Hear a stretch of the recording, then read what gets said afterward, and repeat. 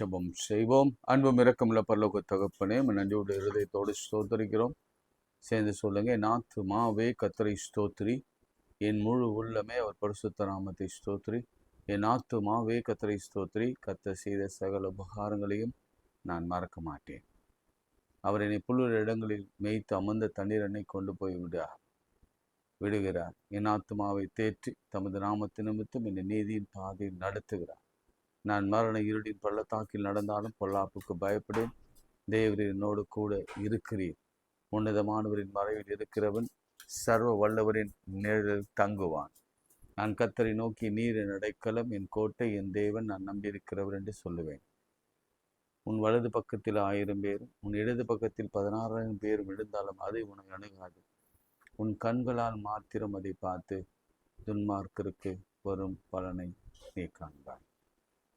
ஆண்டவரே, இந்த நாள், இந்த மாதம் முழுவதும் என்னை கண்ணின் மணியை போல காத்திரே உமக்கு ஸ்தோத்திரம். ஆண்டவரே, உத்தரவங்கள், வேதனைகள், பலவீனங்கள், சோர்வுகள் வராதபடி காத்திரே உமக்கு நன்றி. இந்த மாதத்திலே நிச்சயமாக ஒவ்வொரு நாளும் நாங்கள் அற்புதம் காணப்போகிறோம். இந்த நாளிலும் கர்த்தர் எங்களோடு கூட இருந்து எங்கள் பெற்றோர், எங்கள் பிள்ளைகள், எங்கள் கணவன், மனைவி, குழந்தைகள், அவருடைய பிரயாணங்கள், அவருடைய கல்வி, அவருடைய வேலை, குழந்தை பேரு, திருமணம், வியாதி எல்லாவற்றிலும் கர்த்தர் போதுமானவராய் இருந்தீர், இருக்க போகிறீர். ஸ்தோத்திரம். ஏந்துவேன், தாங்குவேன், தப்புவிப்பேன், சுமப்பேன் என்றவர் கடைசி வரைக்கும் இனிமேலும் அப்படி செய்வேன் என்று சொல்கிற வார்த்தைக்காய் ஸ்தோத்திரம். இயேசுவின் நாமத்தில் ஜெபிக்கிறோம் பிதாவே, ஆமேன். அடைக்கலமே உமது அடிமை நானே, ஆர்ப்பரிப்பேனே அகமகிழ்ந்தே. இந்த பாடலை பாடு. அடைக்கலமே உமது அடிமை நானே, ஆர்ப்பரிப்பேனே அகமகிழ்ந்தே. கர்த்தர் நீ செய்த நன்மைகளையே நித்தம் நித்தம் நான் நினைப்பேனே. கர்த்தர் நீ செய்த நன்மைகளையே நித்தம் நித்தம் நான் நினைப்பேனே. அளவற்ற அன்பினால் அணைப்பவரே, எண்ணற்ற நன்மையால் நிறைப்பவரே. அளவற்ற அன்பினால் அணைப்பவரே, எண்ணற்ற நன்மையால் நிறைப்பவரே. மாசிலாத நேசரே, மகிமை பிரதாபா, பாசத்தாலும் பாதம் பற்றிடுவேனே. அடைக்கலமே உமது அடிமை நானே, ஆர்ப்பரிப்பேனே அகமகிழ்ந்தேன். கர்த்தர் நீ செய்த நன்மைகளையே நித்தம் நித்தம் நான் நினைப்பேனே. கர்த்தரிவும் செய்கள் பெரியவைகளே, சுத்தரிவும் செய்கள் மகத்துவமானதே. கர்த்தரிவும் செயல்கள் பெரியவைகளே, சுத்தரிவும் செயல்கள் மகத்துவமானதே. நித்தியரேவும் நியாயங்கள் என்றும் நிற்குமே, பக்தரின் பேரின்ப பாக்கியம் இதே. அடைக்கலமே உமது அடிமை நானே, ஆர்ப்பரிப்பேனே அகமகிழ்ந்தேன். கர்த்தர் நீ செய்த நன்மைகளையே நித்தம் நித்தம் நான் நினைப்பேனே. என்னை என்று மோதித்து நடத்துபவரே, கண்ணை வைத்து ஆலோசனை சொல்லுபவரே, நடக்கும் வழிதனை காட்டுபவரே, நம்பி வந்தோனை கிருபை சூழ்ந்து கொள்ளுமே. அடைக்கலமே உமது அடிமை நானே, ஆர்ப்பரிப்பேனே அகமகிழ்ந்தேன். கர்த்தர் நீ செய்த நன்மைகளையே நித்தம் நித்தம் நான் நினைப்பேனே. கைகளை உயர்த்தி பரத்துக்கு நேராக எங்கள் கரத்தை ஏறெடுக்கிறோம். எல்லாம் சேர்ந்து சொல்லுங்க. எங்களை உண்டாக்கின கர்த்தரிடத்திலிருந்து எனக்கு ஒத்தாசை, நன்மை, உதவி வரும். ஆண்டவர் சொன்னார், உன் காலை தள்ளாட விட்டார், உன்னை காக்கிறவர் உறங்கார், இதை சிறுவலை காக்கிறவர் உறங்குறதும் இல்லை, தூங்குறதும் இல்லை. கர்த்தர் உன் போக்கியும் வரத்தையும் இது முதற்கொண்டு என்னென்னைக்கும் காப்பார். உங்க பிள்ளைகளுக்காக கரம் உயர்த்தி நில்லுங்க. உங்க கணவனுக்காக நில்லுங்க. உங்க பெற்றோருக்காக கையை உயர்த்தி முழங்கால் நில்லுங்க. உங்க உங்க உங்க திருமணத்திற்காக, பிள்ளைகளின் திருமணத்திற்காக, குழந்தை பேருக்காக, ஒரே ஒரு காரியம்தான், ஜெபிப்பதை காட்டிலும் நம் முழங்காலில் நின்று கைகளை உயர்த்தி ஆண்டவரை நோக்கி பார்த்து, உம்மாலே ஒரு மதிலை தாண்டுவேன், உம்மாலே ஒரு சேனைக்குள் பாய்வேன் என்ற ஒரு ஒரு விசுவாச அறிக்கை செய்தாலே போதும். என் ஆண்டவர் வைராக்கியம் உள்ளவராய் செயல்பட்டு நமக்கு வேண்டியதை கொடுப்பார். சரீர பலவீனமா, இருதயத்துல, சிறுநீரகத்துல, சரீர சருமத்தில, கட்டிகளால, அல்லது பலவிதமான மூளை மண்டல வியாதிகள்னாலே, கண் பார்வையில, வாய் பேச முடியாம, நடக்க முடியாம, பக்கவாதத்துல, குதிக்கால்கள் வலிகளில, சைனஸ்ல, எல்லா எல்லா எல்லா ஸ்பாண்டிலிட்டிஸ், சர்வட்டிக்கல் இஷ்யூஸ்னால, எல்லா ஜீரண மண்டலங்களில் இருக்கிற பிரச்சனையினாலே, ஜுரம் விசேஷமா இந்த காலங்களில, சளி, நுரையீரல் சம்பந்தமான வியாதி, கொரோனாவின் அடுத்த விளைவுகளாக வந்து கொண்டிருக்கிற எல்லா காரியங்களையும் ஒரே நிமிஷம் கையை உயர்த்தி முடிய தழும்புகளாலே நாங்கள் குணமாகிறோம். ஜெயமோ கர்த்தரால் மாத்திரமே வரும். சொல்லுங்க, ஜெயமோ கர்த்தரால் மாத்திரமே வரும். சுகம் கர்த்தரால் மாத்திரமே வரும். எங்களுக்கு பதில் கர்த்தரால் மாத்திரமே வரும். நீர் ஒருவரே எங்களுக்கு பரிகாரியான கர்த்தர். எகிப்தில் வரப்பண்ணின ஒரு வாதையும் நான் வரப்பண்ணேன்னு சொன்னவர். நடத்துங்க நடத்துங்க. இயேசுவின் நாமத்தில் ஜெபிக்கிறோம் பிதாவே, ஆமென். பிரியமானவர்களே, நான் நேற்று ஆண்டவருடைய வாக்குத்தத்தத்தை உங்களோடு கூட பகிர்ந்து கொண்டேன். அநேகர் பார்க்க முடிந்தது, அநேகர் பார்க்க முடியல. ஏனென்றால் முதல் தேதியில நம்ம அதிகாலையில எல்லாரும் ஆலயத்துக்கு செல்வது வழக்கம். அதனால இருந்தாலும் இந்த மாதத்துடைய வாக்குத்தத்தத்தை நான் திரும்ப ஒரு முறை உங்களுக்கு நான் சொல்ல விரும்புகிறேன். இந்த மாதம் முழுவதும் நடக்க போகிறேன். அதான் என்னுடைய விசுவாசம். ஒவ்வொரு நாளும் வசனம் வாசிக்கிறேன். வெளிப்படுத்தல் 22ஆம் அதிகாரம் 1, 2 வசனம். பின்பு பளிங்கு போல் தெளிவான தண்ணீருள்ள சுத்தமான நதி தேவனும் ஆட்டுக்குட்டியானவரும் இருக்கிற சிங்காசனத்திலிருந்து புறப்பட்டு வருகிறதை எனக்கு காண்பித்தார். ஆமென் சொல்லுங்க. நான் தான் உங்களுக்கு சொன்னல, இந்த மாசம் ஒரு நதி தேவனிடத்தில் இருந்தோம், சிங்காசனத்தில் இருந்தோம், சிங்காசனத்தில் வீற்றிருக்கிற என் ஆண்டவராக இயேசு கிறிஸ்துவனிடத்தில் புறப்பட்டு வருகிறதை நாம் பார்ப்போம். அல்லேலூயா. அதை உங்க கண்களில் பாருங்க. இந்த ஜீவ தண்ணீர், ஜீவ நதி புறப்பட்டு வருகிறதை பாருங்க. அக்டோபர் மாதம் நகரத்தின் வீதியின் மத்தியிலும், கவனிங்க,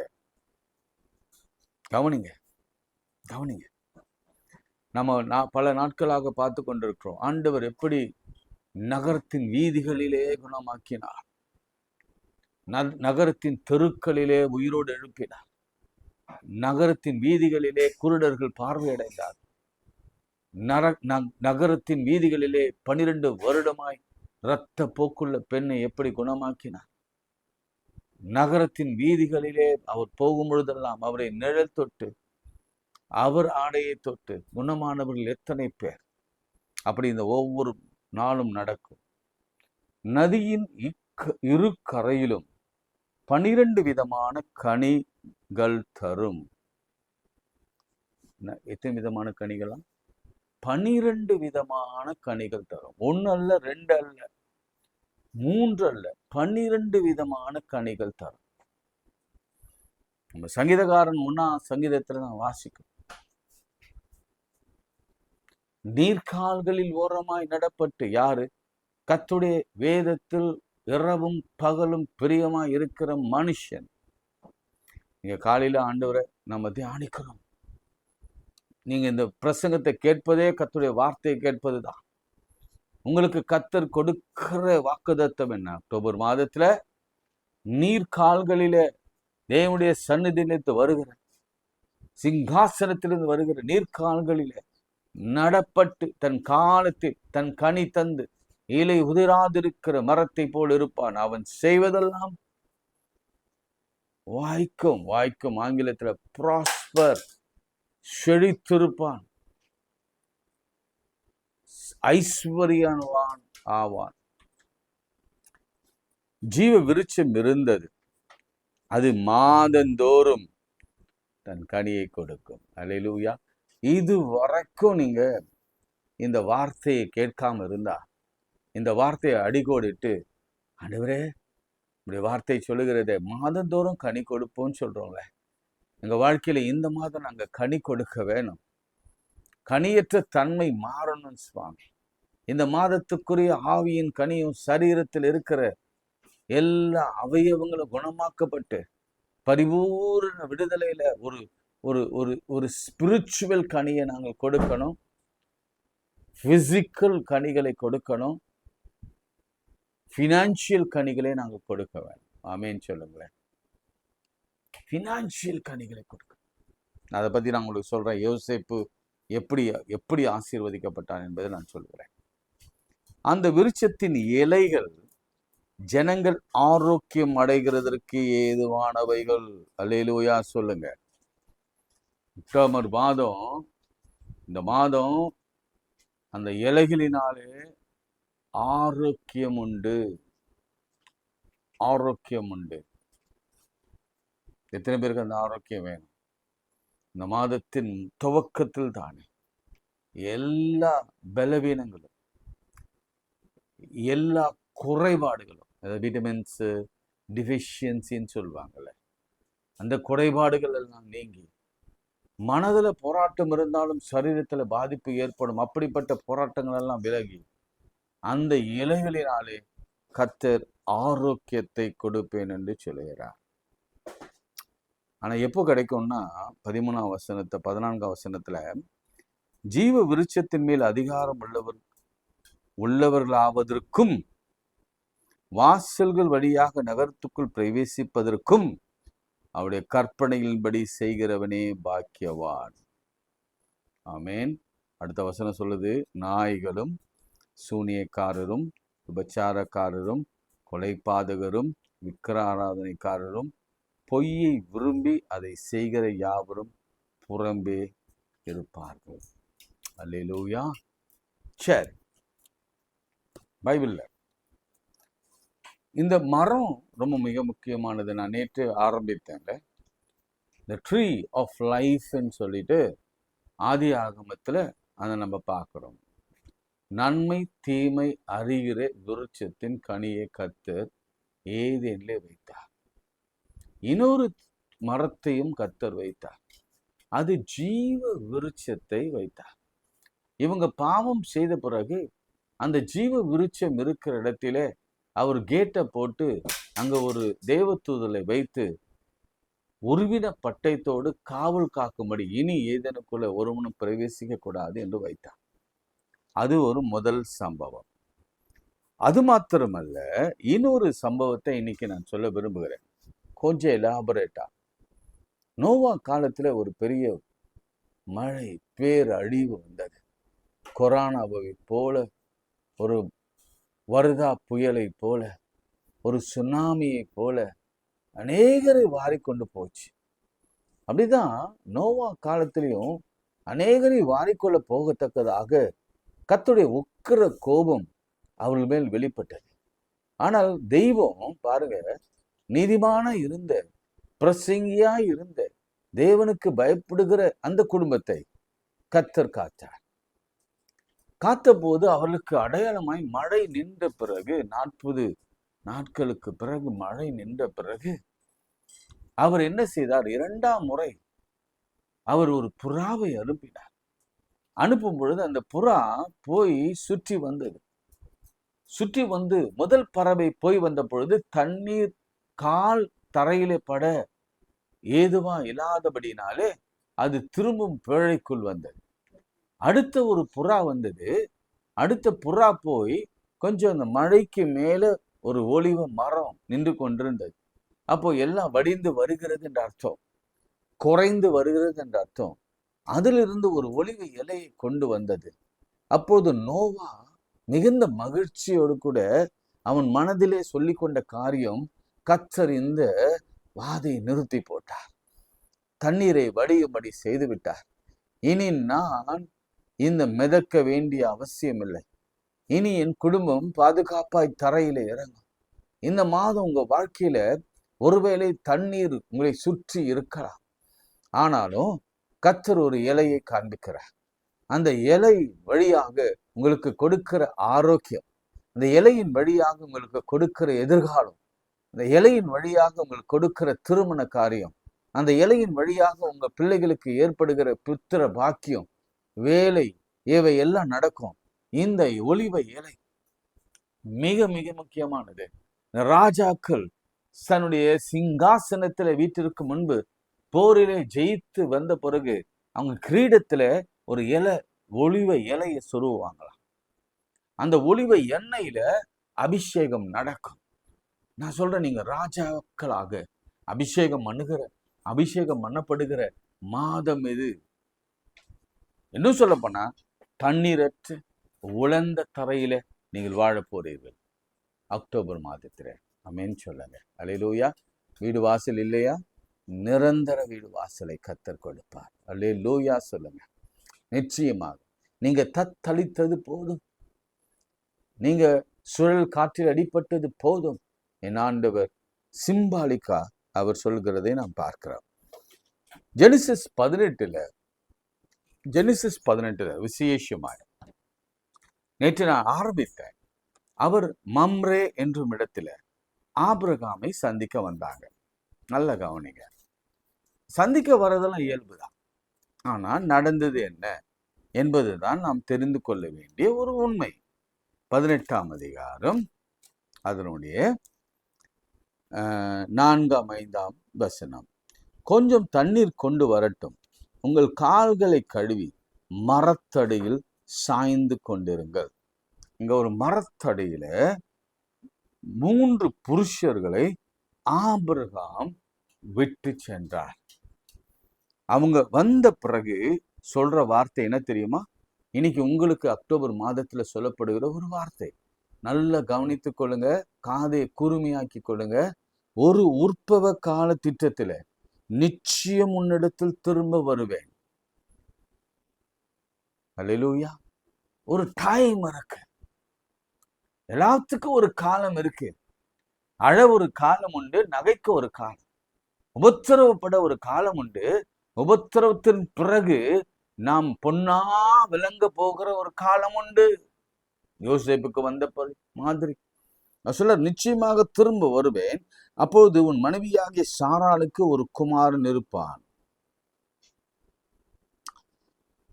அடுத்து 14ஆம் வசனம். அப்பொழுது 13ஆம். அப்போது கர்த்தர் ஆபிரகாமை நோக்கி, சாராள் நகைத்து, நான் கிழவியா இருக்க பிள்ளை பெறுவது மெய்யோ என்று சொல்வானேன் என்றார். இதான் எப்படி நடக்கும்? இனி கூட நீங்க யோசிக்கலாம், இந்த ஐயரு என்னத்த பேசுறாரு தெரியல. ஒரு நதின்றாரு, அந்த நதி அப்படியே சிங்காசனத்திலிருந்து வருதுன்றாரு. அந்த நதி போற இடங்கள் எல்லாம் மாதந்தோறும் கனி கொடுக்கும். இந்த அக்டோபர் மாதத்துல உங்களுக்கு கனி தரும் மாதம் சொல்றாரு.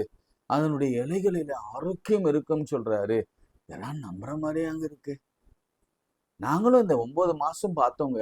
உபத்திரம் 9 இல்லைங்க, ஒரு 4 வருஷமா அப்படிதாங்க இருக்கு. அடுத்த வசனம் பாருங்க. கர்த்தரால் ஆகாத காரியம் உண்டோ? உற்பவ காலத்திலே உன்னிடத்தில் திரும்ப வருவேன், அப்போது சாராளுக்கு ஒரு குமாரன் இருப்பான் என்றார். அல்லேலூயா. கர்த்தர் பெரியவருங்க.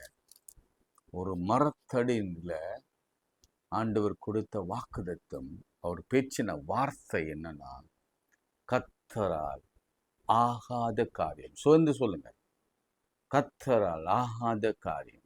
பெரியவர்களே, பெற்றோரே, அல்லது குழந்தையற்றவர்களே, திருமணம் ரொம்ப லேட் ஆகுது இந்த பயந்து கொண்டு இருக்கிறவங்களே, வேலை இல்லைன்னு நினைக்கிறவங்களே, என் வாழ்க்கையே தொலைஞ்சு போச்சு நினைக்கிறீங்களே, ஒரே ஒரு வார்த்தையில சொல்றேன். அக்டோபர் மாதத்துல அந்த ஜீவன் தண்ணீர், அந்த ஜீவன் நதி, அந்த சிங்காசனத்துல வீற்றிருக்கிறவர் என் தேவன் சொல்லுகிற காரியம் என்ன தெரியுமா?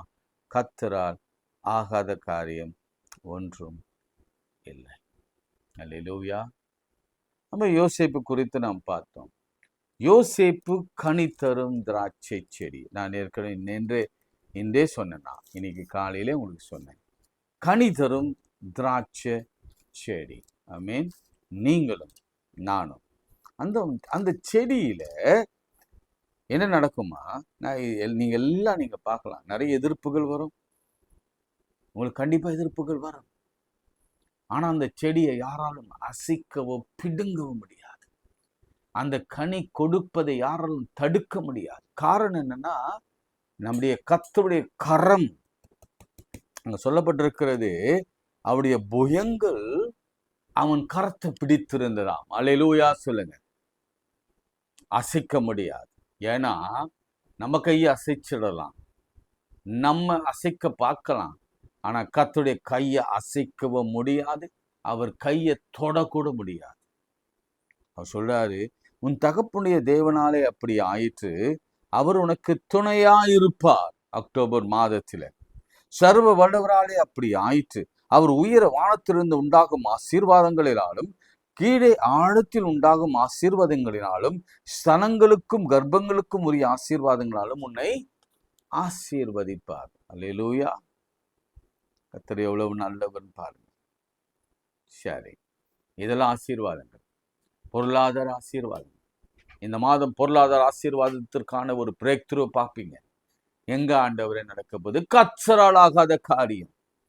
நீங்க எதிர்பார்த்திருக்காத ஒரு வழியில, எதிர்பார்த்திராத ஒரு இடங்களில, எதிர்பார்த்திராத ஒரு தொழிலில, எதிர்பார்த்திராத ஒரு வேலைகளில உங்களுக்கு ஐஸ்வர்யம் வரும்.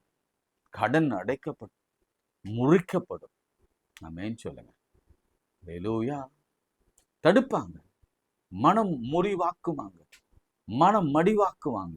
ஆனாலும் கர்த்தருடைய கரம் பற்றி இருப்பதனால கனி கொடுப்பதை எவனாலும் தடுக்க முடியாது. அவன் கனி படரும், அவன் கனி வளரும், அது மற்றவர்களுக்கும் பயன்படும். சரிங்க, இப்போ நம்ம கடைசியா ஆரோக்கியத்தை பத்தி ஒரு 2 வசனத்தை நம்ம வாசிடலாம்.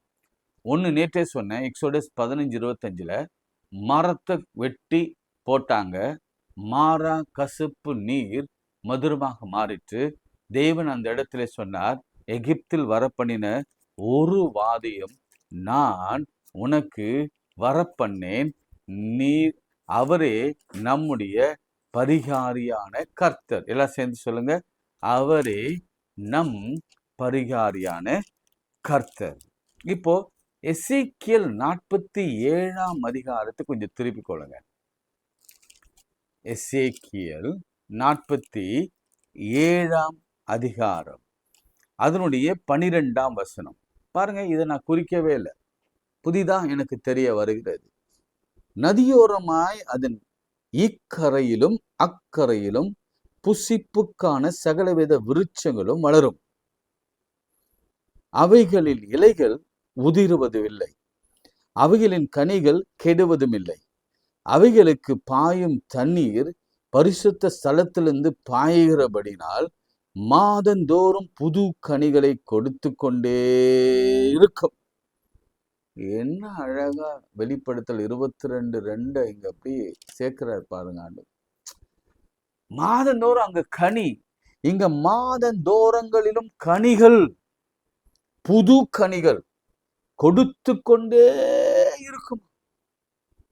அவைகள் கனிகள் புசிப்புக்கும், அவைகள் இலைகள் என்னப்பா பாருங்களேன், அவிழ்த்தத்துக்கும் மாணவைகள். அது எனக்கு புரியல அந்த தமிழ் வார்த்தை, தயவுசெய்து அவிழ்த்தனா கட்ட அவிழ்க்கிறதா எனக்கு தெரியல, அவிழ்த்தத்துக்கும் தெரியல, நீங்க அதை இங்கிலீஷ்ல பார்த்துட்டு எனக்கு சொல்லுங்க. இன்னொன்று எரேமியா 17ஆம் அதிகாரம், நல்லா கவனிங்க, ஜெபம் பண்ணலாம். இது ஏன்னா ஆரோக்கியம் வரும்போது நமக்கு. எரேமியா 17ஆம் அதிகாரம், அதனுடைய 8ஆம் வசனம், 17:8. அவன் தண்ணீர் அண்டையிலே நாட்டப்பட்டதும் கால்வாய் ஓரமாய் தன் வேர்களை விடுகிறதும் உஷ்ணம் வருகிறதை காணாமல் இலை பச்சையா இருக்கிறதும் மழை தாட்சியான வருஷத்திலும் வருத்தமின்றி தப்பாமல் கனி கொடுக்கிறதுமான மரத்தை போல இருப்பான். மரத்தை போல இருப்பான். அதனுடைய 14ஆம் வசனம், கர்த்தரே என்னை குணமாக்கும், அப்பொழுது குணமாவேன், என்னை ரட்சியும், அப்போது ரட்சிக்கப்படுவேன். தேவரீரே என் துதி, என் துதி.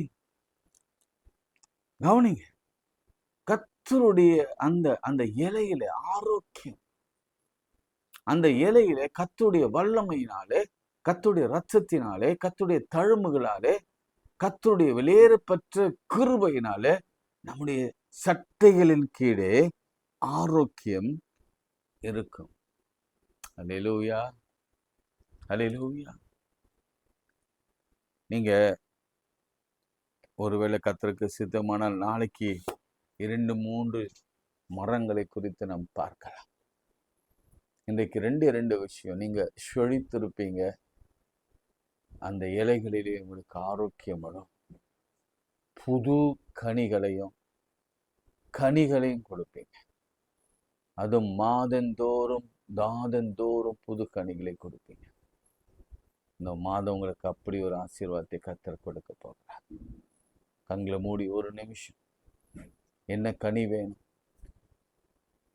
ஓ லார்ட், தேங்க்யூ ஃபாதர். ஒரு சாட்சி சொல்லணும்னா, நான் ஆவடியில் ஒரு கன்வென்ஷன் மீட்டிங் வைத்த பொழுது, கண்ணு மூடுங்க, இந்த சாட்சியை கேளுங்க. வெளியில் கன்வென்ஷன் வச்சேன். யூஸ்வலாக நான் வெளியில் வைப்பது தான் என்னுடைய வழக்கம். அப்பொழுது எங்கள் ஆலயத்தை சேராத ஒரு பெண்டிகாஸ்ட் தம்பதியர்கள் அந்த ரோடு வழியாக கிராஸ் பண்ணாங்க. என்னவோ மீட்டிங் நடக்குதுன்னு உள்ளே வந்தாங்க.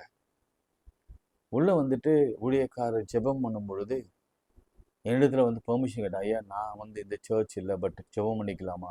தாராளமாக ஜெபம் பண்ண. ஊழியக்கார இடத்துல போனாங்க. ஊழியக்காரு அவங்கள பார்த்தோன்னே டெலிபரேட்டாக கொஞ்சம் தள்ளி நில்லுமா அப்படின்னு சொன்னாங்க. எனக்கே சங்கடமாக இருந்தது. ஏன்னா கெஸ்ட்டு நமக்கு இடம் கொடுக்காம, நம்ம ஜனங்க எப்போதுன்னா பார்க்கலாம், ஆனால் இவங்க ஒரு கோச்சிட்டு போயிட்டா ரொம்ப கஷ்டமாயிடுன்னு சொல்லிட்டு நான் வருத்தப்பட்டேன். 2-3 தடவை அவர் சொல்லிட்டார், கொஞ்சம் தள்ளி நில்லுமா, நான் ஜெபம் பண்ணுறேன், கொஞ்சம் வெயிட் பண்ணுமா, நான் ஜெபம் பண்ணுறேன். அவங்களுக்கு உள்ளுக்குள்ளே ஒரு பெரிய சோர்வு. ஏன்னா அவங்க சொன்ன சாட்சியை நான் அப்படியே தேவ சமூகத்திலிருந்து நான் சொல்லுகிறேன். அப்புறம் அவங்கள கடைசியாக கூப்பிட்டோன்னே அவங்க தலைமையில கையை வச்சுட்டு அவர் சொன்ன வார்த்தை, மகளே, திருமணமாகி கொஞ்சம் ஆண்டுகள் ஆகிறது, உனக்குள்ள ஒரு கனி வருகிறது, உன் வயிற்றுக்குள்ளே ஒரு கனி அது வருகிறது. அந்த சின்ன கனி வரும் பொழுதே அது அங்கேயே பட்டு போய், கெட்டு போய், பிஞ்சிலே பழுத்து போய், அது செத்து போகிறது. தேவன் அதை காண்பிக்கிறார். ஆனா இன்றைக்கு கர்த்தர் உன்னை காக்க வைத்ததன் நோக்கம் என்ன தெரியுமா? உன்னுடைய விசுவாசத்தை அவர் காண விரும்புகிறார். நீ உண்மையதான் ஆண்டவரை தேடுறியா, இல்ல வழிபோக்கரை போல வந்துட்டு ஏதோ ஊழியக்காரன் தலைமையில கை வச்சா போதும்னு நினைக்கிறியா? அப்படின்னு வெயிட் பண்ண வச்சார். நீ போ மகளே, உன் கனி முழுசுமாக பூத்து, உன் கனி வளர்ந்து, அது உன் மடியில வந்து விழும்படி செய்வார் என்று சொல்லி அனுப்பினார். அப்புறம் அந்த மீட்டிங் முடிஞ்சு கிட்டத்தட்ட ஒரு 6 மாதம் கழிச்சு ஒரு ஈவினிங் சர்வீஸில் அந்த தம்பதிகள் இடத்துல வந்தாங்க. வந்துட்டு, ஐயா, நான் ஒரு சாட்சி சொல்லணும்னு சொன்னாங்க. என்ன விஷயம்? ஐயா, நான் சொல்கிறேன் அப்படின்னு சொன்னேன். நீங்கள் போய் வெளியில் நின்று மாலை சர்வீஸில் அவங்க சொன்னாங்க, நான் இந்த பக்கம் போயிட்டு இருந்தோம், என் ஆண்டவர் எங்களை அழைத்து உள்ளே போகும்படியான ஒரு உந்துதலை, அதாவது ஆவியானவர் பேசுவார் எப்பவுமே, போ உள்ளே போ. அந்த ஊழியக்காரர் அப்படியே சொன்னார். எங்களுக்கு நிறைய அபோஷன் ஆச்சு, நிறைய தடவை குழந்தை நின்று கலைந்து போயிட்டு. ஆனா அந்த முறை சொன்னார், இந்த தடவை கர்த்தர் கொடுக்கிறார், அதை கர்த்தர் உன் மடியிலே கொண்டு வந்து விழுகிற வரைக்கும் அது கனி இன்டாக்டா இருக்கும் அப்படி சொல்லிட்டு அவங்க அழுதாங்க. நான் இப்பொழுது 3வது மாதம் என்று சொன்னான், 3-4 சொன்னாங்க. என் கண்களிலே கண்ணீர் தாரையா வந்தது. காரணம் என்ன தெரியுமா? கர்த்தரால் ஆகாத காரியம் ஒன்றுமில்லை. நான் நினைச்சேன் எங்க ஆலயத்தில் இருக்கிறவங்களுக்கு மாத்திரம்தான் அற்புதம் நடக்கும், ஏன்னா அவங்கதான் வசனத்தை கேட்டாங்க. ஆனா தெருவில் போறவர்களுக்கு கூட என் ஆண்டவர் வலுக்கட்டாயமாய் அழைத்து வந்து குணத்தை, அவர் சுகத்தை கொடுத்தது மாத்திரமல்ல, குழந்தையும் கொடுத்தார். இந்த ஆண்டவர் எவ்வளவு நல்லவர், எவ்வளவு பெரியவர் பாருங்க. அதான் சொல்றேன், அந்த கனிகள், நீ அந்த கனிகள் எதுவாகலாம் இருக்கலாம். அது ஆவியின் கனியா, சரீரத்தில் இருக்கிற குழந்தையா, திருமணமா, சரீர சுகமா, அல்லது பொருளாதார கனியா, ஏது வேணா இருக்கலாம்.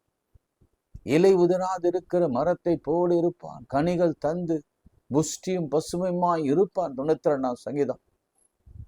அந்த மரம் அவ்வளவு செழிப்பான மரம், அது கனி தரும், வாதுமை பழங்களை பொறுக்கும். ஆரோனின் கனி தந்தது, ஆரோனின் தடி கனி தந்தது. ஓ லார்ட், தேங்க்யூ லார்ட். நான் பார்த்து கனி இருக்கான்னு பாக்குறீங்க. உமக்கு பசி உண்டு ஆண்டவர், நாங்கள் கனி தருகிற வாழ்க்கை வாழ உதவி செய்யும். அடுத்த மாத இறுதிக்குள்ள நாங்கள் அநேக சாட்சிகள் எழும்படி உதவி செய்யும். இயேசுவின் நாமத்தில் ஜெபிக்கிறோம் நல்ல பிதாவே, ஆமீன். ஆண்டவராகிய இயேசு கிறிஸ்துவின் கிருபை, பிதாவாகிய தேவனுடைய அன்பு, பரிசுத்த ஐக்கியம் நம் அனைவரோடும் மீண்டும் சதாக்கள் நிலைத்திருப்பதாக. ஆமீன். God bless you.